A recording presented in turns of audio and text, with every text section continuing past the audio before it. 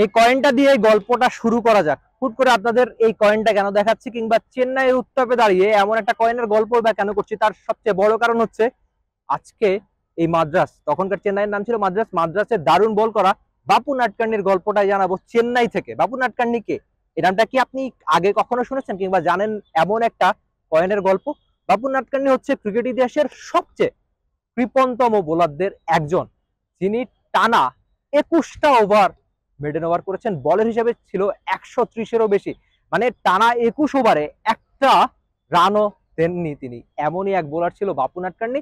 আর এই কয়েনটা কেন, মানে কয়েনের গল্পটা বলছি, এমন একটা কয়েন তিনি উইকেটে রেখে, মানে উইকেট মিন্স হচ্ছে যখন প্র্যাকটিসটা করতেন তিনি গুড লেন্থে জায়গাটায় এমন একটা কয়েন রেখে ওই কয়েন বরাবর টানা বল করতে পারতেন, কিংবা টানা বল করার প্র্যাকটিস করে যেতেন।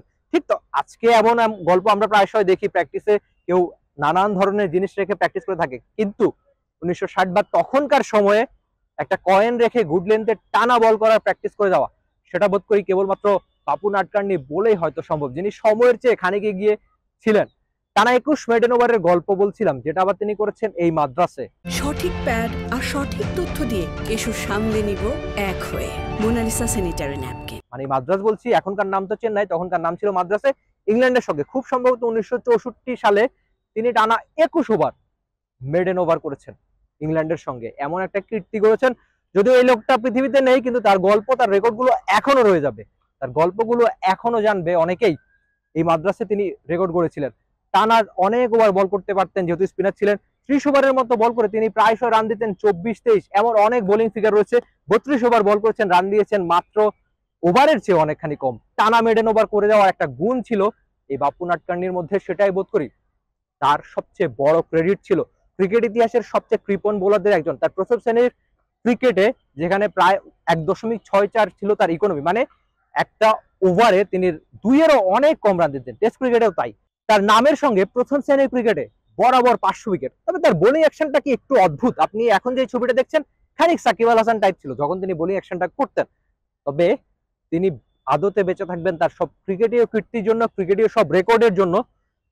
চেন্নাইয়ের উত্তাপে যিনি কয়েন হাতে তার রেকর্ডের গল্প বলাতে বারবার বাধ্য করছেন, এমনই কীর্তিমান ছিল এই বাপু নাটকান্নি। তবে তার আরো অনেক গল্পই জানেন। সচিন টেন্ডুলকার, এমনকি সুনীল গাভাস্কারদের সঙ্গে কাজ করেছেন। সচিন একবার বলেছিলেন যে তিনি নাকি বাপু নাটকান্নির এই রেকর্ডের গল্প শুনে বড় হয়েছেন। আর সঙ্গে সুনীল গাভাস্কারের সঙ্গে সরাসরি কাজ করেছেন বাপু নাটকান্নি। একটা সময় দলের সহকারী ম্যানেজারও ছিলেন, দলের সঙ্গে অনেক জায়গায় গিয়েছেন। তিনি ভারতীয় ক্রিকেটের অনেক বোলারের কাছে অনুপ্রেরণাও ছিলেন বটে। খুব স্বাভাবিক, এমন রেকর্ড গড়া একজন বোলার, এমন রেকর্ড গড়া একজন কীর্তিমান তো প্রেরণা হতেই পারেন। আর তার সবচেয়ে বড় গুণ ছিল কিন্তু ব্যাট হাতেও তিনি দারুণ অবদান রাখতে পারতেন। কার্যকরিতা যাকে বলে, আপনার যখন দলের দরকার হবে তখন এসে রান করে যাওয়া, কার্যকরী ইনিংস খেলার মতো অলরাউন্ডারও তিনি ছিলেন, সেটা তার রেকর্ডও বলে।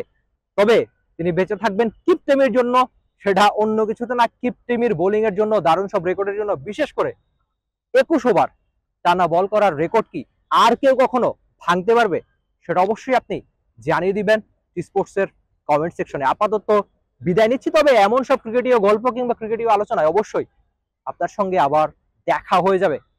Rifat Emil, sports, Chepauk, Chennai, Bharat. For more updates, subscribe to our YouTube channel and click on the bell icon. Follow us on Facebook and Instagram. Download T-Sports app to enjoy exciting games and highlights. Visit tsports.com.